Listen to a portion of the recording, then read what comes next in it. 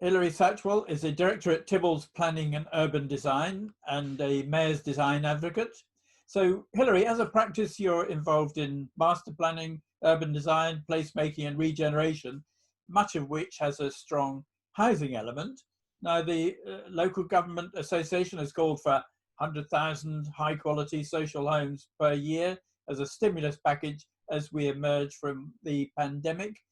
How do you think we can deliver that and deliver it at the right sort of quality?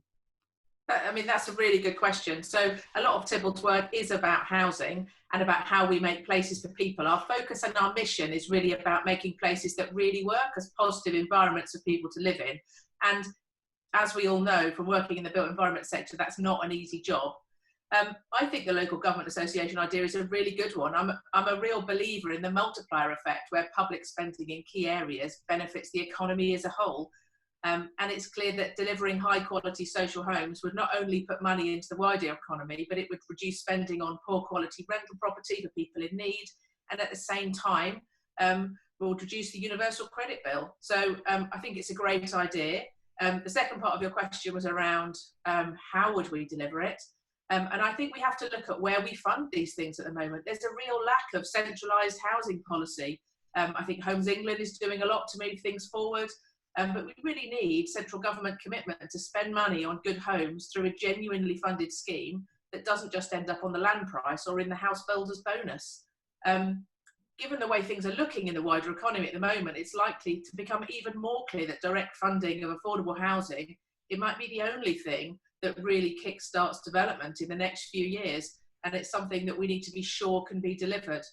I've been doing quite a bit of work with the public sector over the past decade, both in and out of London, and I think many of them are really well placed to be leading on this. I think council-led delivery could be a really good way of helping kickstart both the construction sector coming out of COVID-19, but also really making sure we're focusing on what we're delivering, on what people need from their homes.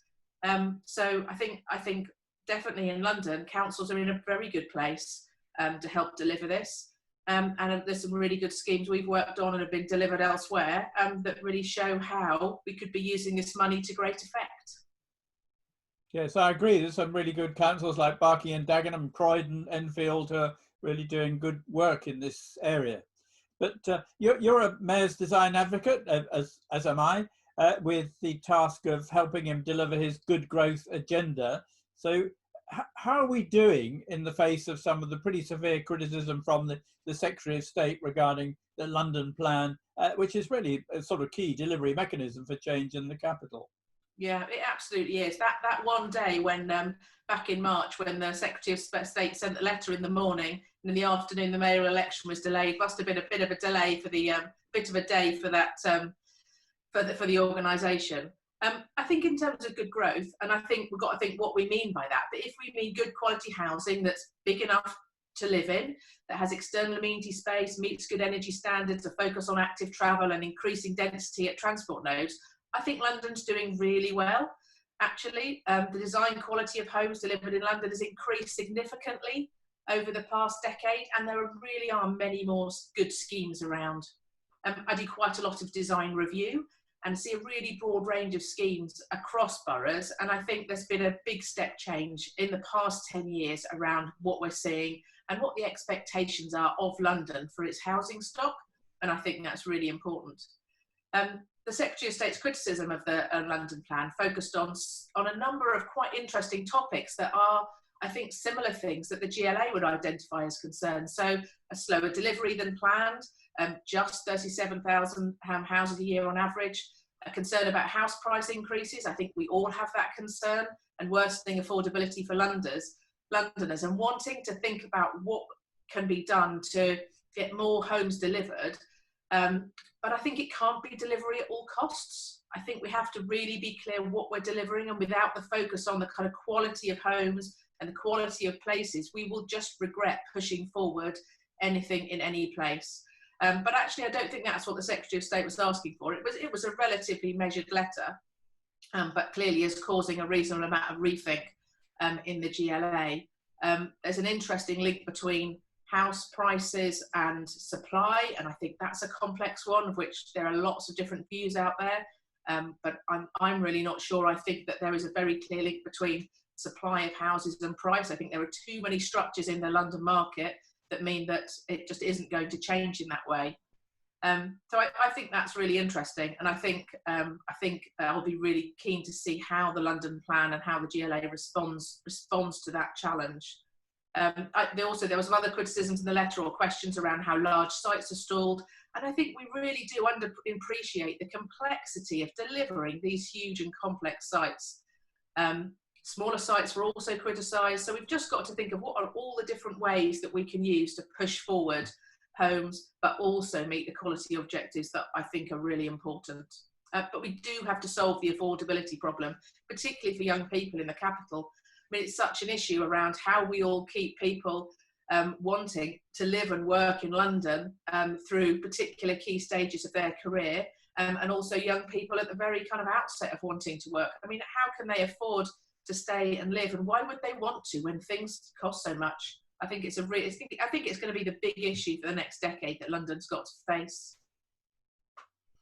And as a firm, you've prepared a number of design codes for different areas, and these look as though they're going to become more and more important as the Secretary of State reveals the changes that he's planning to the planning system. So are design codes a good thing? Because quite a lot of architects complain about them sometimes. And they do. I think architects will complain about most things given the chance. But this has been a long time coming. So yes, I absolutely do think they're a good thing. Design codes aren't a new thing. They've been around for a long time. And the work that we've done at Tibbalds, including some research back in the 2000s for UCL, with UCL for DCLG around design codes. And what we concluded out of that work was that it's really about, it's an indicator of good development. The will to make a good design code and the will to focus on quality at that stage and to look at what you need to control is a much more positive indicator of good quality outcomes than perhaps them on their own they might seem to be. A design code cannot make bad development good, but the very process of producing them and thinking about what's needed from a development is something that very clearly seems to improve quality and to improve outcomes. So from that point of view, I think they're definitely something that we support, but they have got to be thought out in the right way. They have got to be at the right stage, and they can't just be something that's expected to be the solution on its own. It's one of a tool of design quality measures that we need to think about in how we make places. And this comes from thinking really early on. So, and we're interested in Tibbalds and how we think about how you set up projects well, the early strategic placemaking stages, design, and from fairly early on, thinking about strategic urban design and getting things right in the right location with the right connections. It's really important to understand how design works in the planning process, what planners need from urban design and how they communicate with each other. There's tools like design review, how we use design policy and guidance, and both local and national guidance have an important role to play here in different places, and making sure in particular that all sides can communicate with each other and understand, get what's going on. And that's something that we see as one of the common barriers, which again, design codes and the process of producing them can help with. We also think it's really important in using design codes on larger and strategic sites. And sometimes we've worked on these where we produce them, and other times working with other architects who need support and help in how they're structured and formulated to be really clear and effective. So I think we think they're a really useful tool as part of our whole barrage of other measures that we need to think about. But they can be a really key plank in how good schemes are delivered, and as part of the procurement process, quite often when things have to change from a landowner to a developer, and at those points where quality often gets lost. And that's something we need to think about, because the ideal system might be where, you know, an architect or design team was involved from the very outset, but there are very few projects that happen like that in that very simple way. So I think that we're very keen on them. We think they're a very useful tool, but when they're done well and through a collaborative process. The whole issue of diversity has risen up the agenda recently, obviously as a result of Black Lives Matter to some extent, but also there have been stories about Southwark not having a diverse enough selection of architects for work they're doing in the borough. So how do you think we create a more inclusive design and construction industry? It's a really interesting question, and it's been such an interesting year already for that topic, and I think there's so much more that we all need to think about and do. So the way that we think about it in Tibbalds is that we're really thinking about how we demonstrate good practice, what we can do around both how we as architects, planners, urban designers work in teams, what we can bring to that, and who is on those teams, who are we working with, but also how we can make sure that the design is inclusive and we're thinking about those things at the same time. I mean, Tibbalds has been a women-led practice since 2003. And as well as focusing on the good work we want to do, we really want to show how we can make a positive change and run a business really well with a clear people-focused mission and really interesting collaboration and making good places. We're all pretty driven by the outcomes of what we do, but also the manner in which we get there and how we work together as teams and how we think about inclusivity and broadening who's in those teams all the way through. There's a lot that we all need to continue to do. I really wouldn't say that there's we've solved it at all. There's really a lot more that we want to focus on, particularly thinking about the young people that join the industry and other disciplines that sit slightly outside of design. Are they as inclusive? How can we get those people, clients or other consultants to also really think about what they're doing? We generally work with a pretty good group of clients and consultants who see things in a similar way to us. We've got clients who expect social value or community wealth building strategies as part of larger projects, which we really like working on and a really important part of what we do. Some councils, for example, we work with, they expect certain salary and wage levels as a minimum for anyone who's working in the supply chain. And actually we want to support all of that stuff that helps people grow the teams and what we're doing. We also have, so at Tibbalds, we have an annual paid internship program, and most of our interns have then gone on to come and work for us. We support local schools with work experience, things lots of people do, and we try and support with mentoring through a range of good practice organisations. But personally, I'm really interested in how we recognise leadership in the development and construction industry, and I think we really need to change what the normalised view of authority looks like. As well as working on diversity and inclusion as an MDA, I've been involved in that, one of those pillars of the Mayor's work through that.